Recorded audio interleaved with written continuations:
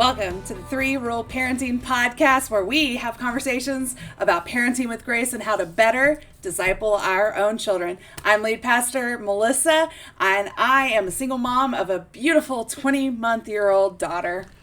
I'm Reverend Bill, and I do family ministries here at the church, and I am married, and I have a senior and a junior this year. Wow. And my name is Kevin Anderson. I'm the pastor of community, and I have 2 kids, one in junior high, and she's just starting junior high, and a high school son. And welcome to episode 3 of the podcast, and we're following along, continuing in John Wesley's 3 general rules of do no harm, do good, and keep the ordinances of God, or how we like to say it, stay in love with God. And this episode is all focused in on that 3rd general rule, stay in love with God. Pastor Kevin, Rev Kev, you got us. So, Wesley has this idea of this staying in love with God. It revolves around some spiritual disciplines: worship, communion, prayer, looking at Scripture, Bible study. And what I really love about what his viewpoint is that he says these are part of an essential life. Mm-hmm. This isn't something that you are just, hey, I went to church on Sunday, so I got worship, I got communion, right. I got prayer time, I read the Scripture. Well, I looked at the Scripture while the pastor was reading it, or the words were on the screen, but did I really think about it? But Wesley says these are part of... Wait, there were screens in Wesley's day? I'm just kidding. No. I'm messing with you. There probably were. I mean, we don't know. Write it on the wall. We don't know. We weren't alive back then. I mean, who knows? Wesley was around in the early 1700s. Probably not. Anyways, I mean, at least he didn't write on tablets like Moses. There you go. So, Moses was the first person to download something from the cloud, by the way. Okay, just had to get that dad joke in. Yeah. Dad jokes. But Wesley talks about these spiritual disciplines and how they are essential for our life. Mm-hmm. And so, not just on Sundays, this is how we live our life. These are things we do on a daily basis. And they help to remind us of God's love, and by extension, our love for others. We show that love because God loved us first. And I love that, I know that, people can have baggage around the word discipline these days, that it can be a good thing or a bad thing in people's minds. But, it's meant to be something. If we need to exchange the word. But, it's meant to be something that helps positive. Well, stay in love with God. Discipline for me growing up was you're in trouble, you're being disciplined. So it was kind of punishment.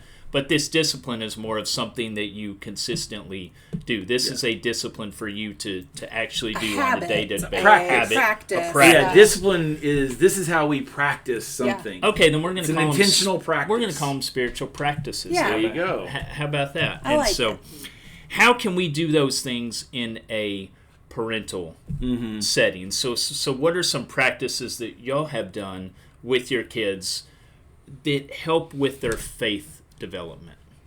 So when my kids were little, I think one of the first ones we did was just prayer time, going to bed. I think that's a real easy one with little children, is prayer time at meals, prayer time going to bed. Just kind of have it. I was raised doing a little prayer that then slid into the Lord's Prayer. So I grew up knowing the Lord's Prayer. Mm-hmm. Actually, I'm kind of Pavlovian response trained. I now yawn every time we do the Lord's Prayer, and I'm like, I'm going to watch for that in worship now to see if you yawn. But I said the Lord's Prayer every night before I went to bed. Yeah. My mom would pray with me, and we would say the Lord's Prayer. And so I think prayer is one of those easy ones to do with children, and then hopefully keep that going as they get older.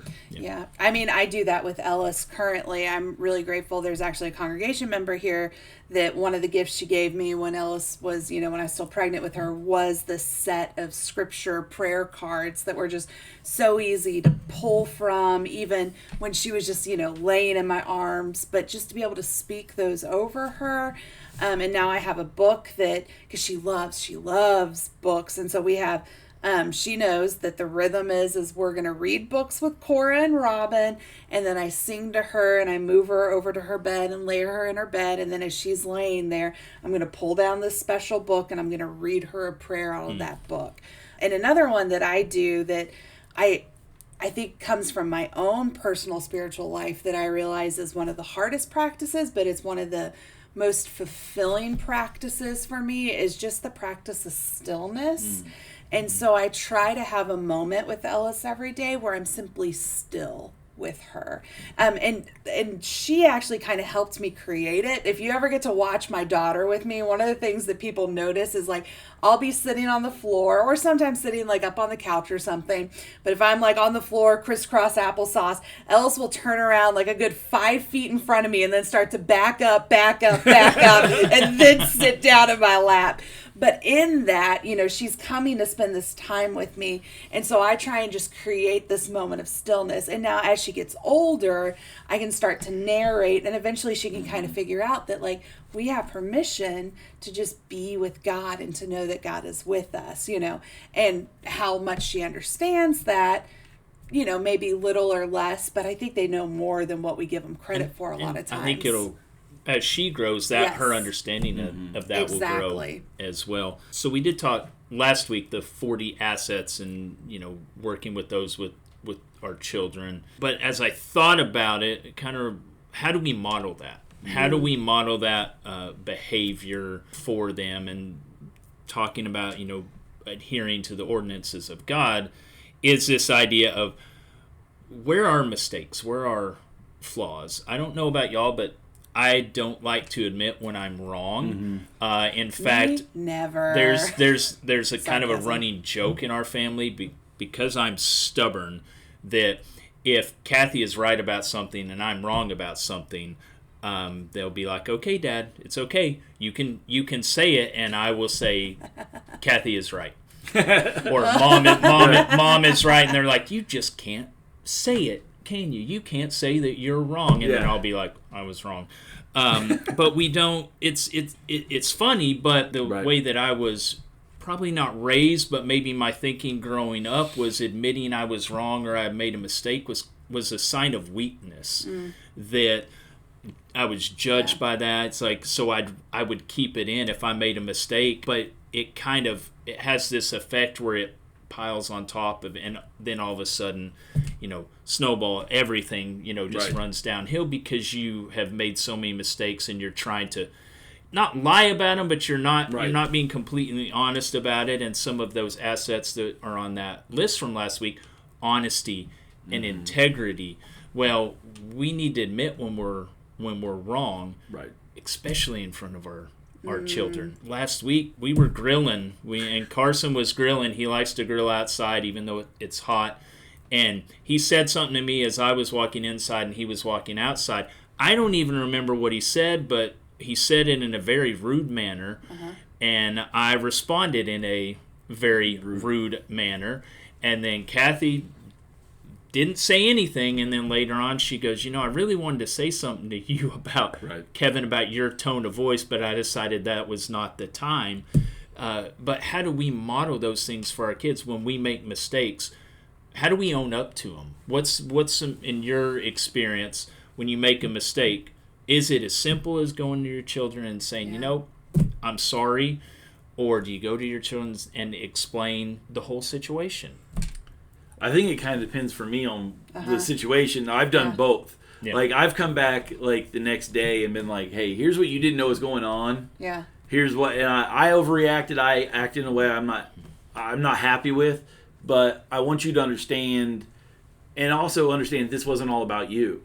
Yeah. This was my stuff going on in my head, and this is really when I was yelling at you, I was really yelling at this thing and whatever in my head. And sometimes you just have to come back and go, "Hey, I messed up." Yeah. Sometimes there is no explanation other than, "Hey, I messed up," and I'll own it. But I love that you're talking about. I had a bad day. Yeah. I just was, Right. But I love what you're talking about, the role modeling. Again, as we're thinking of means of grace, I would think about this as somebody who works in family ministries, children and student, all the things in trying to teach children and students about these means of grace, how hard it is if I'm the only one in their life who's doing raising these things up. If I'm coming and saying, it's really important to read Scripture, and they've never seen mom and dad read Scripture, and I'm trying to tell them again that this is a way of but you're saying this is a way of life. Wesley says this is a way of life, and I'm saying this is a way of life, but it's not a way of life at their home. And so this is one of those things where, to do this good, especially for those of us that work in the church, we really need the help of the family. Yeah. Because if we're trying to teach these and we're the only ones talking about this and role modeling it, the likelihood of that really sinking in with a kid is so low. But if we're teaching and talking to a kid who has seen this in their life, in their parents' life, and they know this means something to their parents and their family and their community, then when we teach and talk about it, it's a whole nother story. And so role modeling at home really sets up so much success or failure for us with the role modeling that goes on. So I love that you're talking about how do we role model this in everything, in our spiritual practices, but also in our just daily life conduct. Because I just think role modeling is everything. That brings in this great kind of purpose of this podcast. And if we think of the church as kind of the light, right? And I'm stealing this isn't my own work, this is Orange. Leveraging is what my wife always corrects. I always say it's stealing. My wife works in business and she's like, you're leveraging. You are claiming it as your own intellectual property. Sure. No, you've heard it. No. Yeah, because I heard it from others. Exactly. Right. Well, so, Orange curriculum, they've got some good stuff, and kind of the way that they package this, and Brady Shearer is another one that I like who does similar things, is that the idea is the church is the light, right? So it's represented as yellow, right? That it's where you come, you encounter Christ, it's sunshine, it's these kinds of things. And then the home is your heart, right? It's red, it's the beat, it's the pulse of your day, right? And so these two things together creates orange. It's the best of both, right? And so we want both of these things to work in conjunction together. That's why we're spending this time, because we know how powerful it is, both as pastors, but as parents, when these two things come together. And when we say as parents, hey, parents, you're doing a good job as being disciples to your kids, and trust your gut, trust your your intuition on these things, and be bold with your kids, and set that example and do this work. And a lot of it is leading by example in this, and this podcast is really just meant to be another piece to come alongside of you and maybe give you some ideas along the way. I think us as pastors, well, I'll speak for me as a pastor, I'm not going to speak for either of you, but I believe all of these things are important when we're talking about means of grace. So we're talking about, if you're not familiar with that, there's works of piety, there's works of mercy. And so works of mercy, we're helping those in need. We are distributing things to the poor. Social justice issues, we're wanting to help with that, and we can model that for our kids. And then works of piety, we're reading our scripture, we're in prayer, we're having the sacraments regularly. As a pastor, I believe in those things, and I know those things are important.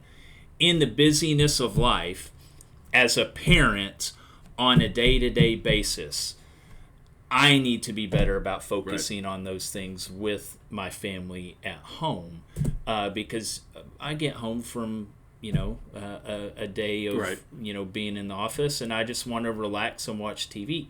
I mean, my wife sent me a text message today, back with the busyness of school, and just said, all it said is, I'm worn out. And so we get home and we just want to just relax and unwind.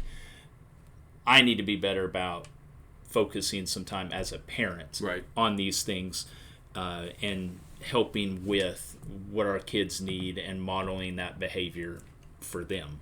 So. I love that the means of grace go so well. Since we're talking about the 3 rules of holy living, you really, if you look at the means of grace, they just dovetail into that so well, because you look at piety, worship, scripture reading, prayer, stay in love with God. Right. And then you look at justice and mercy. Well, that's justice is hopefully talking about now do no harm, and then mercy is do good. And so really these means of grace that you've outlined for us are just another way to practice the 3 rules. Oh, yeah. Yeah. I love when Jesus is asking Peter. He says, do you love me? Yeah. And Yeah. I'm paraphrasing here, but Peter says, well, duh. Yeah. Yes, of course I do. do. And he says, do you love me? He says, feed my sheep. And he asks him again, do you love me? Right. And Peter's like, yes, of course I do. Right. And then Jesus gives him instruction on, Yeah. well, here's how you do it. Doing that on a day-to-day basis, staying in love with God, involves us practicing Right. It's doing. those spiritual practices. It's not just, hey kid, I'm your father. Of course I love you. It's like, show how you. am I showing Right. you? I'm How am gonna I live that showing love. you this? And how am I showing you the importance of God's love Right. on a day-to-day basis with all of these? And I think sometimes we have this like maybe picture in our head that it has to be done in this like, oh, that means I need to have an hour of quiet time and it needs to be Right. this or that. No, it doesn't have to be that way. Just in the way that like we love our kids in the way that makes the most sense to our kids. Like Kevin, we were just like talking here and you were talking about like, Courtney is my kid that she is going to read and she's going to read on her own. Yep. But Carson, Just nope. Nope. But like, Yeah. so it's different for Yeah. each kid. So, like, if Yeah. you give Courtney a book, that is like showing love to Courtney. Yeah. But if you're giving Carson a book, that's probably punishment It's to like, Carson. you want me to read what? Yeah, right. What did I Why? do? So, in the same way that, I'm like, sorry. you as a parent know how to love your kid, Right. Yeah. like, you as a disciple know the ways that you're drawn to stay in love Yeah. with God that's easier for you. And you know Yeah. the places where you're being pushed and challenged and you can lean in. So lean into those spaces where it's easy and exemplify those and show those to your kids as well, I would say. Yeah, and I think that goes for all of us. You tell me to be still for 5 minutes. Good luck with that. But that's one of the growing areas, and it challenges me to sit and to be in the silence. I want stuff going on all around me. But you tell me to go out and get my hands dirty, and you don't even have to tell me to do that. That's something I want to do. You're just going to be there. It's just it's just gonna happen. But our kids are different. Right. Even my own 2 kids. But anybody who's watching this podcast, your children better than we do. What are some things that are going to work for them to where they can stay in love with God each and every day through these practices? How can you, in the presence of your own children, stay in love with God and focus on these means of grace? What are some things that you can do to model that for them so that they can grow? And go with this blessing, this benediction. Seek to do no harm. Seek to do good, and seek to stay in love with God. Go in peace.